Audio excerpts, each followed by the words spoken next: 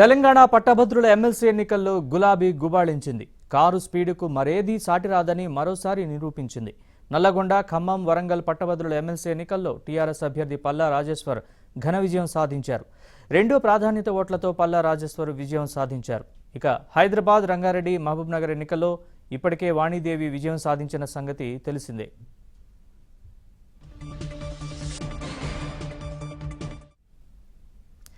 దీనిపై మరిన్ని వివరాలు మా ప్రతినిధి నల్గొండ ప్రతినిధి రవి లైవ్ ద్వారా అందిస్తారు. రవి, చెప్పండి, పల్లా నల్గొండ, ఖమ్మం, వరంగల్ ఎమ్మెల్సీ ఎన్నికలు గెలిచినట్లుగా మనకి స్పష్టమవుతోంది. సో అధికారిక ప్రకటన ఎప్పుడొచ్చే అవకాశం ఉంది?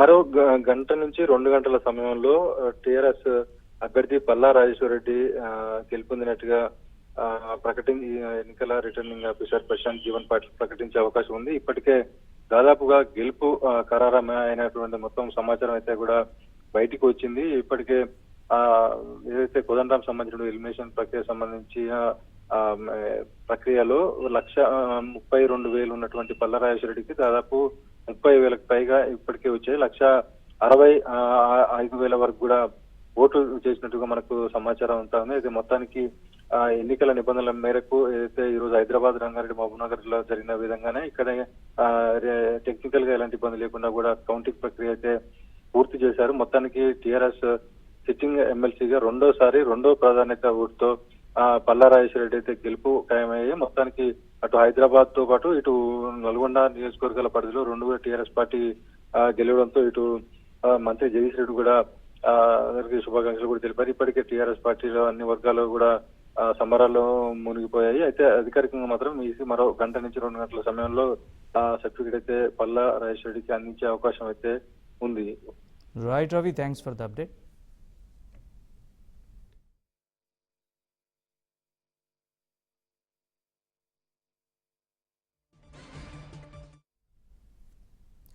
నల్లగొండ గ్రాడ్యుయేట్ సిట్టింగ్ సీటుని టీఆర్ఎస్ నిలబెట్టుకుంది. గ్రాడ్యుయేట్ ఎన్నికల్లో టీఆర్ఎస్ అభ్యర్థి పల్లా రాజేశ్వర రెడ్డి విజయం సాధించారు. ఇది పట్టభద్రుల విజయమని సీఎం కేసీఆర్కు అంకితమిస్తున్నట్లు పల్లా తెలిపారు. తెలంగాణ సాధించిన కేసీఆర్పై దుష్ప్రచారం చేసిన వారికి ఈ గెలుపుతో సమాధానం ఇచ్చామన్నారు. నల్లగొండకు ఐటీ హబ్ తెచ్చేందుకు ప్రయత్నిస్తానని తెలిపారు. 3 జిల్లాల్లో స్కిల్ డెవలప్మెంట్ ఏర్పాటు చేసి అందరికీ ఉద్యోగాలు ఇప్పిస్తామని పల్లా రాజేశ్వర్ హామీ ఇచ్చారు. 4 రోజులుగా ఉత్కంఠభరితంగా సాగిన నల్గొండ, ఖమ్మం, వరంగల్ పట్టభద్రుల ఎమ్మెల్సీ ఎన్నికల్లో మళ్ళీ పల్లాకి పట్టం కట్టారు. మనతో మాట్లాడేందుకు పల్లా రాజేశ్వర రెడ్డి ఉన్నారు. సార్, చెప్పండి, ఈ విజయానికి సంబంధించి మీరు ఎలా ఫీల్ అవుతారో, ఏం చెప్తారు? ఇది తెలంగాణ రాష్ట్ర సమితి పార్టీ కార్యకర్తలు అందించిన విజయం. ఇది పట్టభద్రుల విజయం. ఇది కేసీఆర్ గారికి అంకితం. తెలంగాణ సాధించిన నాయకుని మీద ఇష్టం వచ్చినట్టు మాట్లాడుతూ, అసభ్యంగా మాట్లాడుతూ, అబద్ధాలు అవాస్తవాలు ప్రచారం చేస్తున్న అనేక మందికి ఇది ఒక గుణపాఠం లాంటిది. దేశంలో అనేక ముఖ్య స్థానాల్లో కూడా ఇలా పట్టభద్రులు ప్రభుత్వాలకు వ్యతిరేకంగా తీర్పిచ్చారు. ప్రధానమంత్రి గారి వారణాసి నియోజకవర్గంలో బీజేపీ పార్టీ ఓడిపోయింది. ఇవాళ ఆర్ఎస్ఎస్ యొక్క జన్మస్థానం అనుకున్న వాళ్ళ యొక్క ఆఫీసు ఉన్న కేంద్ర ప్రభుత్వ కేంద్ర కార్యాలయం ఉన్న నాగ్పూర్లో ఇవాళ బీజేపీ ఓడిపోయింది. ఇవాళ పూనా, ఔరంగాబాద్ లాంటి చోట్ల కూడా వాళ్ళు ఓడిపోయారు. ఇవాళ ఇక్కడ వారి యొక్క స్థానం బీజేపీని కూడా, హైదరాబాద్ని కూడా టీఆర్ఎస్ పార్టీ గెలుచుకుంది. ఇక్కడ కూడా వరంగల్, నల్గొండ, ఖమ్మం జిల్లాలో వారి యొక్క అధ్యక్షుడు కాలికి బల్పం కట్టుకొని తిరిగి మమ్మల్ని అనేక మాటలు అవాకులు చివాకులు వెళ్తే మా కార్యకర్తలు కానీ, నాయకులు కానీ, మంత్రులు కానీ, ఎమ్మెల్యేలు కానీ ఎవరిని ఎక్కడ తిట్టలే. చేసిన పనులు చెప్పుకుంటూ వినమ్రంగా ఇది చేసినాం, తెలంగాణ తెచ్చుకున్నాం, ఎవడేది మాట్లాడుకున్నా మనం మాత్రం మనం చేసిన పనులను చేస్తాం, బంగారు తెలంగాణ సాధిద్దామని చెప్పి ముఖ్యమంత్రి గారు ఏదైతే మాకు చెప్పి పంపించిండ్రో వారి యొక్క అడుగుజాడల్లో, వారి యొక్క నిర్దేశకత్వంలో ఇవాళ ఈ విజయం సాధ్యమైంది. చెప్పండి, ముఖ్యంగా రెండోసారి మీరు సిట్టింగ్ ఎమ్మెల్సీగా మరోసారి గెలిచారు. ఏం చేయబోతున్నారు పట్టభద్రుల కోసం? ఖచ్చితంగా ఇక్కడున్న నోటిఫికేషన్లు అన్నింటినీ కూడా స్వయంగా ముఖ్యమంత్రి గారి దగ్గర కూర్చొని ఉన్న నోటిఫికేషన్లన్నీ కూడా అతి త్వరలోనే ఇప్పించేస్తాం. 1,30,000 ఉద్యోగాలు ఇచ్చినామని ఇంతకుముందే చెప్పినాం. 50,000, 60,000 ఉద్యోగాలు ఇంకా ఉన్నాయి, అవన్నీ కూడా ఇప్పుడు ఇచ్చేస్తాం. ఈ 3 జిల్లాలలో ఇమ్మీడియట్గా స్కిల్ డెవలప్మెంట్ సెంటర్ పెట్టి ఇక్కడ ఉన్న నిరుద్యోగ యువతకు ట్రైనింగ్ ఇచ్చి వాళ్ళందరి కళలు సాకారమయ్యే విధంగా వాళ్ళందరికీ ఖచ్చితంగా ఉద్యోగాలు ఈవెన్ ప్రైవేట్ కంపెనీలు కానీ వచ్చే విధంగా ప్రయత్నం చేస్తాను. వారందరూ కూడా ఖచ్చితంగా నాకు ఏదో ఉద్యోగం రావాలనుకుంటారు. ప్రభుత్వంలో కావచ్చు, ఐటీలో కావచ్చు, ప్రైవేట్ కంపెనీలో కావచ్చు, అది ముందుగా నేను తెచ్చే ప్రయత్నం. వారందరూ కూడా ఏదో నాకు ఉద్యోగం, అందరికీ అన్ని రావు, ఎక్కడెక్కడ అవకాశం ఉందో అక్కడ ఫుడ్ సెజ్జులను కూడా ఏర్పాటు చేస్తారు ముఖ్యమంత్రి గారు చెప్పిండ్రు. రైతు బంధు సమితి అధ్యక్షునిగా ఉన్నా కాబట్టి దాన్ని కూడా ఉపయోగించుకొని అది కూడా తీసుకొస్తాం. ఐటీ హబ్ కూడా తెచ్చుకుంటాం, నల్లగొండకు ఐటీ హబ్ తీసుకొస్తాం. ఈ త్వరలోనే నేను చేసుకున్న దాంట్లో లిస్టు చాలా ఉన్నది. ముందు చెప్పింది మాత్రం మీకు ఇది నోటిఫికేషన్లు అన్నీ కూడా మిగిలిన ఇప్పించుకోవడం. రెండోది 3 జిల్లా సెంటర్లలో ఇలా స్కిల్ డెవలప్మెంట్ సెంటర్ పెట్టి ట్రైనింగ్ ఇచ్చుకోవడం యూత్కి.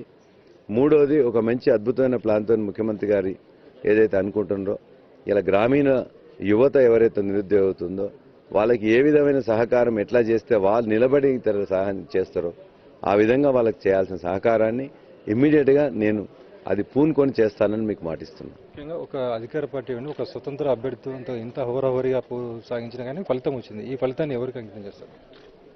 నేను పోట్లాడింది అన్ని రాజకీయ పార్టీలతో, అందరి వ్యక్తులతో. నేను స్వతంత్ర అభ్యర్థి ఇంకోరని కాదు.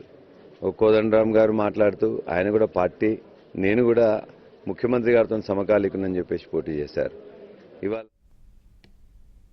నల్లగొండ, ఖమ్మం, వరంగల్ పట్టభద్రుల ఎమ్మెల్సీ ఎన్నికల్లో టీఆర్ఎస్ అభ్యర్థి పల్లా రాజేశ్వరరెడ్డికి తీన్మార్ మల్లన్న గట్టి పోటీ ఇచ్చారు. 2వ స్థానంలో ఉన్న ఒక సామాన్యుడికి ఇంతమంది మద్దతుగా ఉండడం ఆనందంగా ఉందన్నారు. ప్రజలు తన ద్వారా ఫైట్ చేయాలనే తనకు ఇలాంటి ఫలితం ఇచ్చారన్నారు. రాజకీయ పార్టీలు ప్రజలకు దూరంగా ఉన్నాయని, ప్రజలకు పార్టీలకు మధ్య గ్యాప్ పెరిగిందన్నారు. ఇకనైనా రాజకీయ పార్టీలు బుద్ధి తెచ్చుకోవాలని హెచ్చరించారు. తమ పనితనానికి ఈ తీర్పు కొలమానమని పేర్కొన్నారు. వరంగల్, నల్గొండ, ఖమ్మం పట్టభద్రుల ఎమ్మెల్సీ ఎన్నికల్లో ఒక అనూహ్యమైనటువంటి తీర్పును ప్రజలు ఇచ్చిన పరిస్థితి చూస్తూ ఉన్నాం. ఈ ఎన్నికల్లో ప్రజలు 100% గెలిచిరని భావిస్తూ ఉన్నాం. ఆ ప్రజల్ని గెలిపించేటువంటి ప్రయత్నంలో తీన్మార్ మల్లన్న సక్సెస్ అయిందని అనుకుంటున్నాం. ముందు నుంచే అంటా ఉన్నాం, ఇది టైట్ వార్ అని.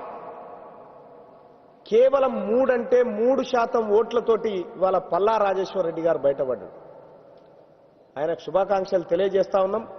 కానీ ఇక మీదటనైనా ఆ దొంగోట్ల ప్రయత్నాన్ని మానుకోవాలి. ఈ ఎన్నికల్లో ప్రజలు గెలిచిండ్రు. 100 కోట్లు దొంగ నోట్లు. ఈ ప్రయత్నం ద్వారా ఇవాళ ప్రజల గొంతుకను చట్టసభకు రాకుండా అడ్డుకున్న కల్వకుంట్ల చంద్రశేఖరరావు బరాబరొస్తా, ప్రగతి భవన్ గోడలు బద్దలు కొట్టేటువంటి రోజు తీసుకొస్తా అని చెప్పి తెలియజేస్తా ఉన్నా. ఈ రకంగా ఇక్కడ అడ్డుకోవచ్చు. ఈ ఎన్నికల్లో అనేక అక్రమాలకు పాల్పడ్డ విషయం ప్రజలందరికీ తెలుసు. నేనే అనేకం బయటపెట్టినా. దాన్ని సాకుగా చూపించదలుచుకోలే మేము. కానీ ఈ ఎన్నికల ద్వారా ప్రజలు ఒక సరైనటువంటి గుణపాఠాన్ని ఈ రాష్ట్రంలో ఉన్నటువంటి అధికార పక్షానికి తెలియజేశారు. సరే, ఎన్ని ఉల్లంఘనలు జరిగినా, ఎన్ని ప్రగతి భవన్లు ప్రకటనలు వచ్చినా, ఎంతమంది ఎస్ఐలు కానిస్టేబుళ్ల దగ్గర పోస్టల్ బ్యాలెట్ గుంజుకున్నా, ఎంత అధికార ఒత్తిడి జరిగినా, ఇవాళ మేము చివరి క్షణం వరకు పోరాడాం, పోరాడుతూనే ఉంటాం. ఈ ఎన్నికల ద్వారా తెలంగాణ రాష్ట్రంలో సమూలమైనటువంటి రాజకీయ మార్పులు జరగాలని ఆకాంక్షిస్తా ఉన్నా. ఎక్స్పెక్టేషన్స్ లేకుండా వచ్చిన చిన్న సినిమా సూపర్ హిట్ అయితే ఆ ఫీలింగ్ ఎలా ఉంటుంది?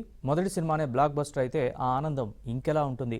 తండ్రి పేరు నిలబెట్టుకునేలా గౌరవం దక్కితే ఆ కూతురి సంతోషం మరెలా ఉంటుంది? అలాగే ఉంది ఇప్పుడు వాణిదేవి ఫీలింగ్. లాస్ట్ మినిట్లో లేటుగా ఎంట్రీ ఇచ్చిన స్వీట్ విక్టరీ సాధించారు వాణిదేవి. పెద్దయిన పివి నరసింహారావుపై పట్టభద్రులు అభిమానం చూపించారో, బీజేపీపై కోపం చూపించారో గానీ వాణిదేవికి పట్టాభిషేకం చేశారు.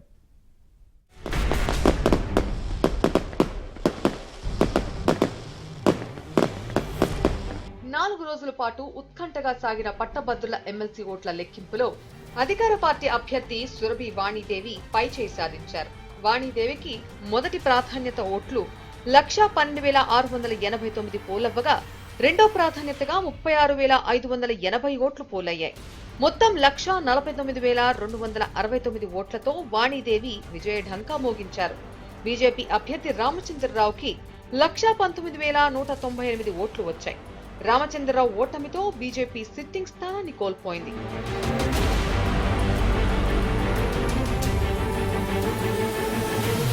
సీఎం కేసీఆర్ ప్రతిష్టాత్మకంగా తీసుకున్న ఈ ఎన్నికల్లో విజయం కోసం పక్కా స్కెచ్ రచించారు.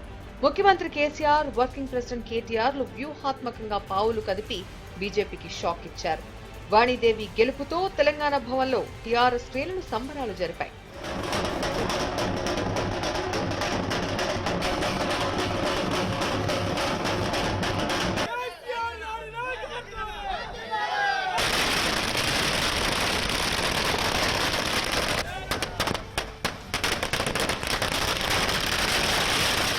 సురభి వాణీదేవి విద్యావేత్త, మాజీ ప్రధాని పివి నరసింహారావు కూతురు. అనేక విద్యా సంస్థలకు ఆమె వ్యవస్థాపక అధ్యక్షురాలుగా ఉన్నారు. 1952 ఏప్రిల్ 1న కరీంనగర్ జిల్లాలోని వంగర గ్రామంలో జన్మించారు. హైదర్గూడలోని ప్రభుత్వ బాలికల పాఠశాల నుంచి హెచ్ఎస్సి, ఉస్మానియా విశ్వవిద్యాలయం నుంచి BA డిగ్రీ, JNU నుంచి ఫైన్ ఆర్ట్స్ లో డిప్లొమా పూర్తి చేశారు. 1990లో JNU లెక్చరర్ గా పనిచేశారు. 3 దశాబ్దాలుగా విద్యారంగంలో వాణీదేవి విశేష కృషి చేస్తున్నారు. ఇది గ్రాడ్యుయేట్ ఎమ్మెల్సీ ఎన్నికలే అయినప్పటికీ 6 ఉమ్మడి జిల్లాల్లో టీఆర్ఎస్ తన పట్టు నిరూపించుకున్నట్లయింది. మొత్తంగా వ్యూహాలు సక్రమంగా అమలు కావడంతో ఆశించిన ఓట్లను సాధించి విజయాన్ని అందుకుంది.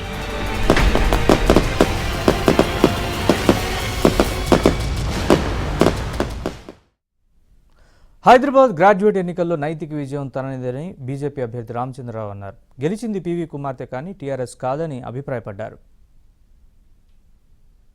ఈరోజు ప్రభుత్వ వ్యతిరేక ఓట్లు ఎక్కున్నాయి.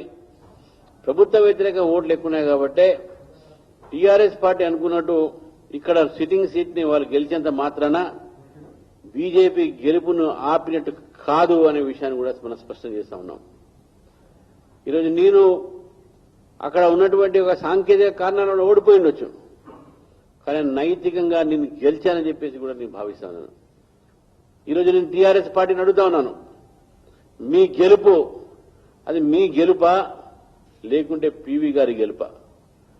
పివి నరసింహారావు గారి యొక్క కుటుంబ సభ్యురాలను పెట్టి ఈ ఎన్నికల్లో గెలవటము, దానివల్ల మీరు గెలిచారని చెప్పేసి కూడా మీరే భావిస్తూ ఈ రోజు ఈ గెలుపుని టీఆర్ఎస్ గెలుపుగా భావించాలా, పివి కుటుంబ సభ్యులుగా గెలుపుగా భావించాలా? అంటే టీఆర్ఎస్ గెలుపు కానే కాదు ఒకటి. రెండోది, పివి నరసింహారావు గారి కుటుంబం నుంచి తీసుకువచ్చినటువంటి ఒక అభ్యర్థిని కూడా మేము గౌరవిస్తాము, పివి గారిని గౌరవిస్తున్నాం. మాకు ఎటువంటి ఒక విభేదాలు మధ్యలో లేవు, ఎందుకంటే వారు రాజకీయాలకు కొత్త. కానీ ఈరోజు ప్రభుత్వం చేసే తీరు, ఈ ప్రభుత్వంలో ఉన్నటువంటి మంత్రులు, ఎమ్మెల్యేలు బహిరంగంగా ప్రభుత్వ ఉద్యోగస్తులను బెదిరించిన మాట పత్రిక ద్వారా మనం చూసాం.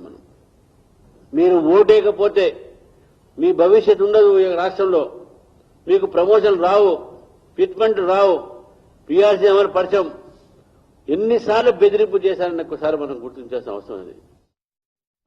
టీడీపీ ఎంపీ రామ్మోహన్ నాయుడుకు ఉత్తమ పార్లమెంటేరియన్ అవార్డు ప్రదానం చేశారు. ప్రైమ్ పాయింట్ ఫౌండేషన్ ఆధ్వర్యంలో ఈ అవార్డుల ప్రదానోత్సవం జరిగింది. కేంద్ర ఎన్నికల కమిషనర్ సునీల్ అరోరా చేతుల మీదుగా అవార్డు అందుకోవడం గర్వంగా ఉందని రామ్మోహన్ నాయుడు చెప్పారు. ఈ కార్యక్రమంలో పార్లమెంట్ వ్యవహారాల శాఖ సహాయ మంత్రి అర్జున్ రామ్తో పాటు పలువురు ప్రముఖులు పాల్గొన్నారు.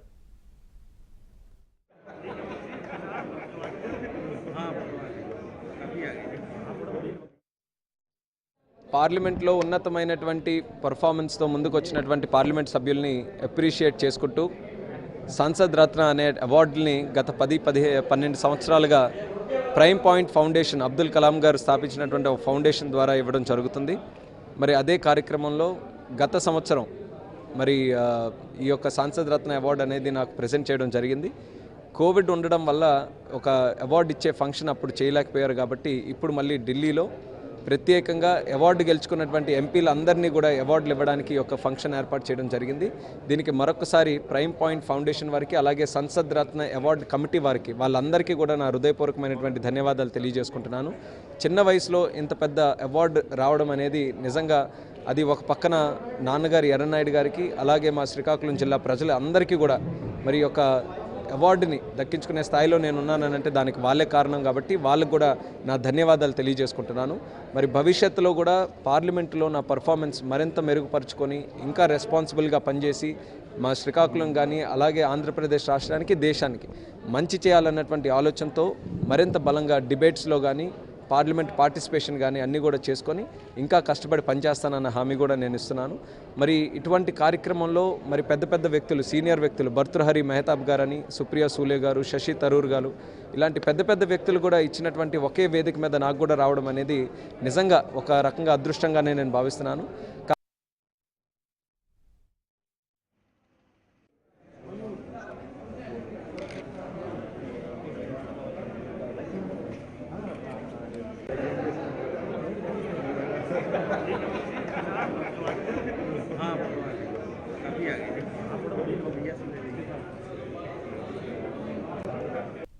తెలంగాణ బడ్జెట్లో నిరుద్యోగ వృత్తి ప్రకటించకపోవడంపై యూత్ కాంగ్రెస్ ఆందోళనకు దిగింది. అసెంబ్లీ ఎదుట ఆందోళన చేసేందుకు యూత్ కాంగ్రెస్ నేతలు ప్రయత్నించారు.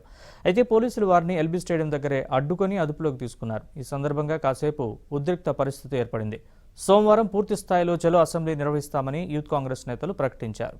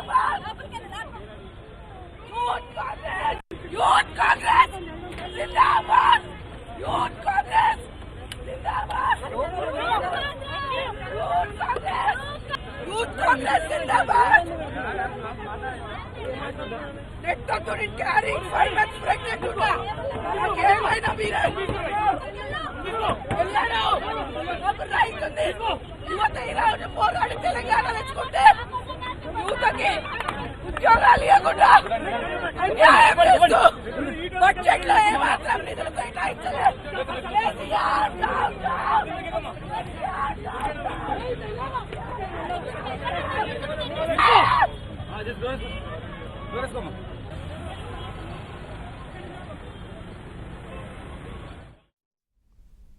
రిజర్వేషన్లు ఇంకెన్ని తరాలన్న సుప్రీం వ్యాఖ్యలపై కాంగ్రెస్ నేత విహెచ్ అసంతృప్తి వ్యక్తం చేశారు. 27% ఓబీసీ రిజర్వేషన్లు అమలైతేనే బీసీలకు న్యాయం జరుగుతుందని ఆయన చెప్పారు. సుప్రీంకోర్టు వ్యాఖ్యలపై సీఎం కేసీఆర్ స్పందించాలని విహెచ్ డిమాండ్ చేశారు. బీసీ జనాభా లెక్కలు చేపట్టాలని ఆయన కోరారు. ఈ ప్రభుత్వాలు వచ్చి పదే పదే అడిగినా ఎందుకు జనాభా లెక్కలు తీస్తలేరు? బీసీలు ఎంతమంది ఉన్నారు, ఎస్సీలు ఎంతమంది ఉన్నారు, ఎస్టీలు ఎంతమంది ఉన్నారు, మీరే తీయండి, లెక్క తెలిసిపోతుంది మా జనాభా. అత్యధిక మెజార్టీ ఉన్నటువంటి వాళ్ళకేమో 27% ఇస్తారు. ఆ 20% కూడా 10% దాటలేము. అంటే మాకు 18% అన్యాయం జరుగుతూనే ఉన్నది. దానికి మీరు ఎన్ని రోజులు, ఎన్ని తరాలు అంటే అభివృద్ధి జరగలేదు. అభివృద్ధి జరిగితే మేమెందుకు అడుగుతాం రా బాబు? నిజంగా మాకు 27% అమలైతే మేము ఎందుకు మాట్లాడతాము? జడ్జిల గారు దయచేసి మీ వాక్యాలు మాకు బాగా హర్ట్ అయింది. మేము ఎక్కడ అన్యాయం చేసినాం రా భయ్? పేదరికంలో పుట్టడమే అన్యాయమా? పేదరికంలో పుట్టినటువంటి వారికి అన్యాయమేనా? జీవితాంతం మేము అన్యాయంలో ఉండాలా అనేది మీరు కూడా ఆలోచన చేయాలి. ఇకపోతే మరి మీ జడ్జిలలో ఎంతమంది జడ్జిలు ఇవాళ లేడీస్ ఉన్నారండి? మహిళలు కూడా రిజర్వేషన్లు వస్తారా లేదా? మరి మీ సుప్రీంకోర్టులో ఎంతమంది జడ్జిలు మహిళలు ఉన్నారో చూపించమనండి. అక్కడ మీరు మాట్లాడారండి. సుప్రీంకోర్టులో జడ్జిలు ఎంతమంది ఉన్నది మీకు మాట్లాడపరచ కూడా రాదు. మహిళలు కూడా రిజర్వేషన్లు వస్తారు. మహిళలను ఎందుకు తీసుకుంటలేరు? అందులో ముఖ్యంగా కోర్టులో జడ్జిలు ఎంతమంది బీసీలు ఉన్నారు, ఎంతమంది ఎస్సీలు లెక్క చెప్పండి. ఇప్పటిదానిగా చెప్పారు మీరు. అంత AP deputy CM K Narayanaswamy సొంత నియోజకవర్గంలో ఆర్బీకే కేంద్రం ఏర్పాటు 2 గ్రామాల మధ్య చిచ్చు పెట్టింది. పాలసముద్రం మండలం నరసింహాపురంలో మొదట ఆర్బీకే సెంటర్ను ఏర్పాటు చేయాలని నిర్ణయించారు. అయితే నరసింహాపురంలో కాకుండా టీవీఎన్ఆర్పురంలో ఆర్బీకే సెంటర్ నిర్మించాలని వైసీపీ నేతలు నిర్ణయించారు. దీంతో తమ గ్రామంలోనే ఆర్బీకే సెంటర్ ఏర్పాటు చేయాలని నరసింహాపురం గ్రామస్తులు ఆందోళనకు దిగారు. ప్రభుత్వం ఇచ్చిన సంక్షేమ పథకాల కార్డుని రోడ్డుపై పడేసి ధర్నా చేశారు. చివరకు పోలీసులు నచ్చజెప్పడంతో ఆందోళన విరమించారు. అటు టీవీఎన్ఆర్పురం వాసులు ఆర్బీకే సెంటర్ కోసం డిమాండ్ చేస్తున్నారు.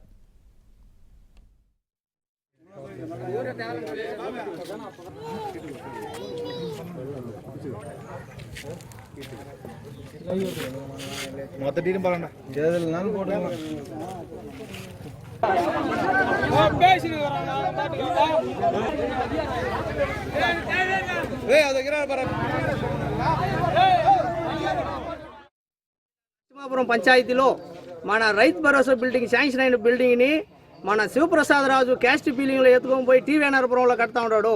మేము ఎవరి దగ్గర ఎంత ప్రెస్ చేసినా మాకు సపోర్ట్ చేసే వాళ్ళు లేదు. మనకు నరసింహాపురం అవసరమే లేదనే మాటలు మాట్లాడుతూ ఉంటారు రాజకీయ నాయకులు. ఇది ఎంత బాధ మాకు ఏ ఒక గవర్నమెంట్ సొంతమే మాకు అవసరం లేదు. రేషన్ కార్డు కానీ, ఆధార్ కార్డు కానీ, ఆరోగ్యశ్రీ కార్డు కానీ మేము గవర్నమెంట్తో మేము రిటర్న్ చేస్తాము. మాకు వద్దు, ఏమి కానీ వద్దు, అందరికీ మాకు అవసరం లేదు. ఇది మనకు తీర్మానం లేకుండా మనకు అది గవర్నమెంట్ సొత్తు ఏమి కానీ మాకు వద్దు. రేషన్ కార్డు కానీ, ఆధార్ కార్డు కానీ, ఆరోగ్యశ్రీ కార్డు కానీ ఏం వద్దు. మన నరసింహాపురం పంచాయతీలో ఆర్డర్ అయిన బిల్డింగ్ని ఎదుపై టీవీఎన్ఆర్పురంలో కడతా ఉన్నారు. దానికి రాజకీయ నాయకులు మేము మాట్లాడతామంటే వాళ్ళు మాట్లాడడం లేదు. వాళ్ళకి మమ్మల్ని బెదిరించి ఇక్కడ రాజకీయం చేసి వాళ్ళు పోలీసు రప్పించి ఇక్కడ వచ్చి వాళ్ళు బిల్డింగ్ పని చేయాలా, చేసి కావాలని తీర్మానించి పనులు చేస్తూ ఉంటే మేము ఏం చేయాలా? మేము ఎందుకు క్యాస్ట్ ఫీలింగ్లు పెట్టి క్యాస్ట్ వర్గంలో పనిచేసేదానికి రాజకీయ నాయకులు ఎందుకు మేము కావాలి బాధపడాలనేది ఎందుకు? మేము కూడా పార్టీకి బాధపడే వాళ్ళే కదా. పార్టీలు అంటే మేము కూడా ఉండాలి కదా. నరసింహాపురమే నాకు అవసరం లేదని రాజకీయ నాయకులు ఎట్లా చెప్తారు? ఎందుకు ఆ మాటలు చెప్పాలా? హైదరాబాద్ శివారు హయత్నగర్లోని సోషల్ వెల్ఫేర్ గురుకుల జూనియర్ కాలేజ్ హాస్టల్లో కరోనా కలకలం రేపింది. 37 మంది విద్యార్థులకు 4 సిబ్బందికి కరోనా పాజిటివ్ నిర్ధారణ అయింది. హాస్టల్లో మొత్తం 400 మంది విద్యార్థులుండగా వీరితో పాటు స్టాఫ్, టీచర్స్కు కరోనా టెస్ట్ నిర్వహించారు. మొత్తం 41 మందికి పాజిటివ్గా తేలింది.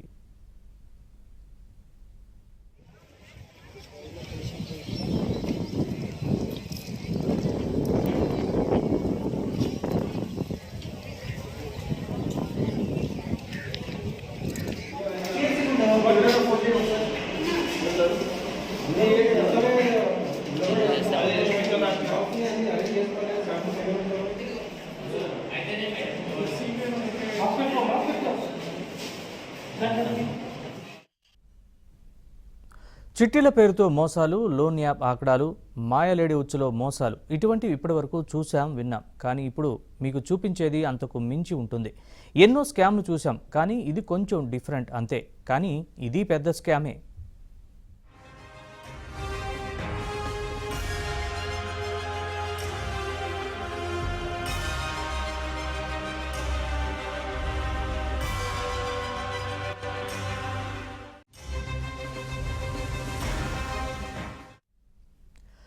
అధిక డబ్బుకు ఆశపడిన ఓ యువకుడు ఓ మాయలేడి ఉచ్చులో పడి మోసపోయాడు. 1 కాదు 2 కాదు ఏకంగా 12 లక్షలు పోగొట్టుకున్నాడు.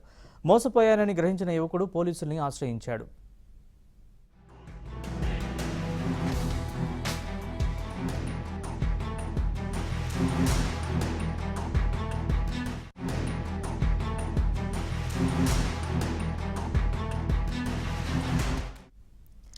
కడప జిల్లాకు చెందిన సుధాకర్కు నెల్లూరు జిల్లాకు చెందిన ధనలక్ష్మి అలియాస్ అనూషతో పరిచయమైంది.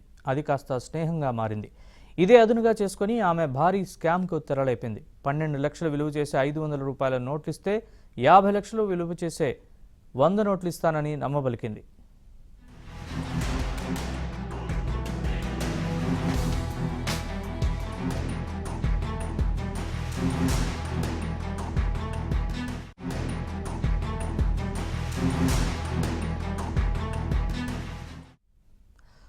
దీంతో ఆ యువకుడు ఆస్తిపాస్తులు తాకట్టు పెట్టి మరీ ఆ 12 లక్షల్ని పోగు చేశాడు. ఆ తర్వాత అనుకున్నట్లుగానే డబ్బు తీసుకుని తిరుపతికి వచ్చాడు. పథకం ప్రకారం అక్కడికి చేరుకున్న అనూష 2 బాక్సులను తీసుకొచ్చింది. బాక్సులో డబ్బులున్నట్లు నమ్మబలికి అక్కడి నుంచి ఉడాయించింది.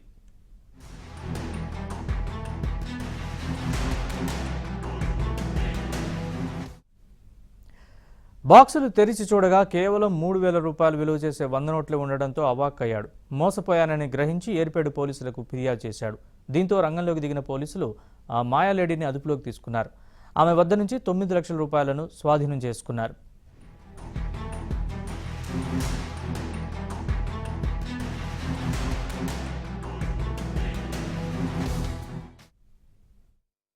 తనకు సంబంధించిన 12 లక్షల రూపాయలను తీసుకొని వారు 50 లక్షల రూపాయలు కరెన్సీ ఇస్తానని నమ్మబలికి 2 బాక్సులు ఇవ్వడం జరిగింది. ఆ బాక్సులను వీరు తిరుపతికి వెళ్ళి ఓపెన్ చేయగా ఆ బాక్సులు 2,600 రూపాయలు మాత్రమే ఉన్నాయి. ఆ బాక్సులు కింద న్యూస్ పేపర్లు, చిత్తు పేపర్లు పెట్టి మోసం చేయడం జరిగింది. ఆమెను ఏర్పేడు బస్టాండ్ దగ్గర అరెస్ట్ చేయడం, ఆమె కన్ఫెషన్ మేరకు ఆమె దగ్గర నుంచి దాదాపు 12 లక్షల్లో 9 లక్షల రూపాయలు సీజ్ చేయడం జరిగింది. ప్రస్తుతం తిరుపతి జైల్లో ఉంచడం జరిగింది. లక్షలు ఇస్తామని చెప్పేసి ఆశ పెట్టి ఇట్లాంటి చేసే వాళ్ళను ఎవరు నమ్మవద్దు. బెంగాల్ అసెంబ్లీ ఎన్నికలు కాస్త మమతా వర్సెస్ మోదీగా మారిపోయాయి. ఒక్క ఛాన్స్ ఇస్తే 70 ఏళ్ల అభివృద్ధిని 5 ఏళ్లలో చేసి చూపిస్తామని మోదీ అంటే, బీజేపీకి అవకాశం ఇస్తే బెంగాల్ పోర్టుల్ని సైతం అమ్మేస్తుందంటూ మమతా బెనర్జీ కౌంటర్ ఇచ్చారు.